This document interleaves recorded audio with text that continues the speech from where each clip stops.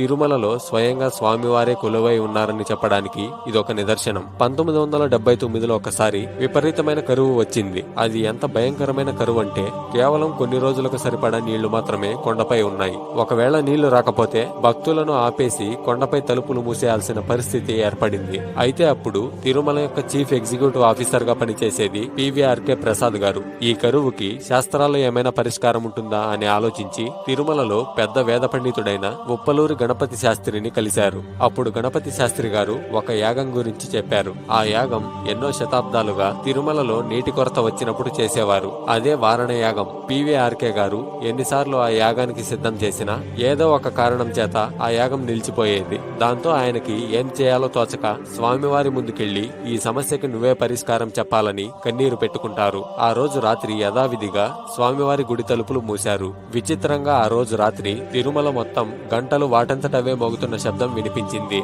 రాత్రికి రాత్రే అందరూ గుడి దగ్గరకు వచ్చేశారు. కానీ ఆగమన శాస్త్రం ప్రకారం రాత్రి గుడి తలుపులు తెరవకూడదు. తెల్లవారగానే తలుపులు తెరిచి చూస్తే లోపల ఎవరూ లేరు. దీన్ని అందరూ స్వామివారి సంకేతంగా భావించి ఆ రోజు వారణ యాగానికి సిద్ధం చేశారు. యాగం చేస్తున్న సమయంలో కూడా బయట చాలా ఎండగా ఉంది. యాగాన్ని పూర్తి చేసి ఉత్సవమూర్తుల్ని కోనేటిలో స్నానం చేపించి వెనక్కి తిరిగి వస్తుండగా నల్లటి మబ్బులు ఆకాశమంతా కమ్ముకొని మరుసటి రోజు మధ్యాహ్నం వరకు చాలా భయంకరమైన వర్షం కురిసింది.